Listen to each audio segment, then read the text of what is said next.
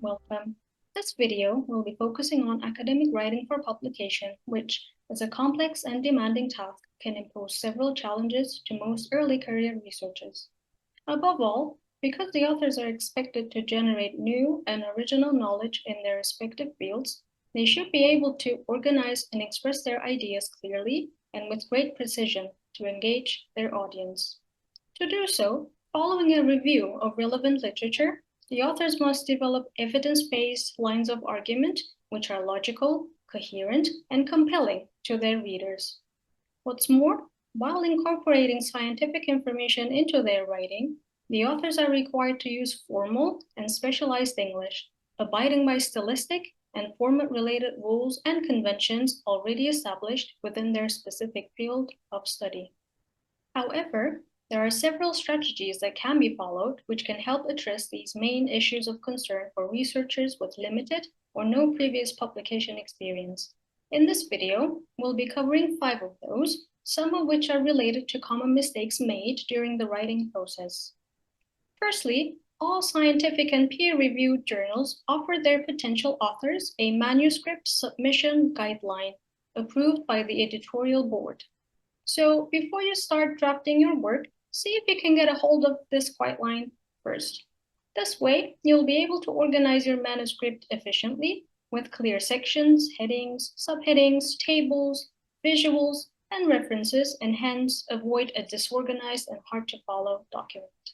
Secondly, always use formal language and specialized terminology that's relevant to your field of study. Avoid using colloquial expressions like kind of, frankly, and obviously in your writing. Also, make sure that when you're using pronouns like it, they, this, that, and so on, there's always a clear antecedent that specifies what they each refer to. In addition, each time you introduce a new term, concept, or notion that is special to your field, couple it with a definition, following the citation style required by the journal. By doing so, you'll minimize ambiguous, informal, or unprofessional expressions. Next, make sure that you maintain a consistent tone, style, and formatting throughout the entire document. For example, a common mistake made in this regard is mixing American and British spellings frequently. Even though both versions are grammatically correct, the inconsistency caused may be highly distracting for the future reviewers of your paper.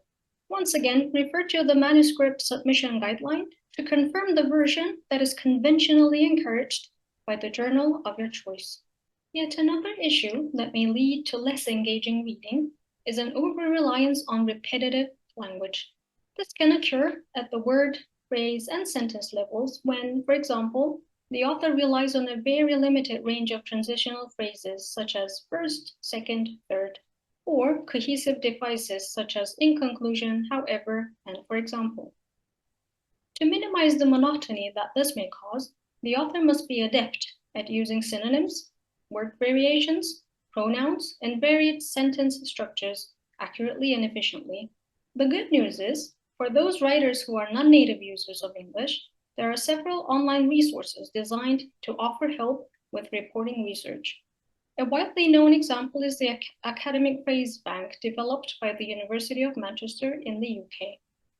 This online resource offers a rich variety of sentence templates, also known as meta-discourse, listed according to the general communicative functions of academic writing, such as signaling transition, giving examples, being critical, writing about the past, and several others. So, by utilizing resources like these, you can effectively reduce repetition in your writing, while at the same time maintain the coherence required of a clear, logically, and professionally prepared manuscript. The final common issue to touch upon in this video is that of redundancy. Redundancy in writing occurs when the author uses unnecessary expressions and or needless repetition of certain words, phrases, and even sentences. This is a problem because it renders the writing verbose, the ideas vague, and the manuscript difficult to follow. Some very common examples of redundant language use could include expressions like to return back, highly unique, exactly identical, to merge together, also in addition, completely unfinished, and many others. Such expressions include words that carry the same meaning, somehow contradict one another, or are already implied by the context.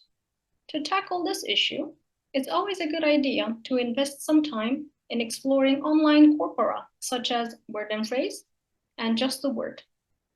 These are excellent open access resources for checking and confirming word collocations in English, or, in other words, combinations of words that naturally occur together in spoken and written discourse. So all things considered, using these 5 major strategies can greatly assist you in keeping your manuscript simple while maintaining the quality, complexity, and depth of your research. But remember, writing for publication is an ongoing process of refinement as you learn to communicate your research effectively to the scientific community. The final step before submitting your manuscript will be proofreading. That is, reviewing your work carefully and closely to identify and correct possible errors in grammar, spelling, punctuation, formatting, and style. This ensures that your manuscript is free of distracting errors and is also an opportunity to demonstrate credibility.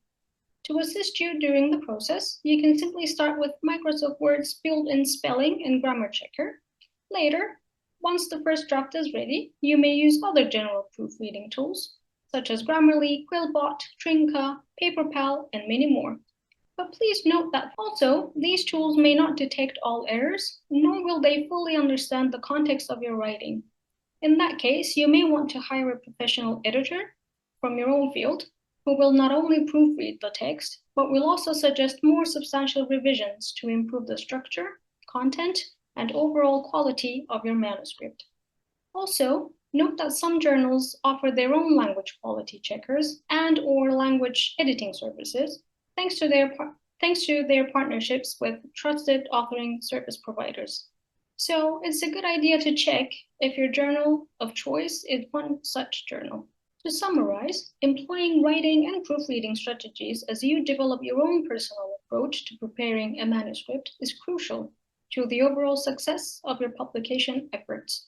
Above all, the goal is to ensure that your paper is accessible and valuable to the target audience, because this is what increases the likelihood of your paper being selected for publication in your journal of interest. Thank you and good luck.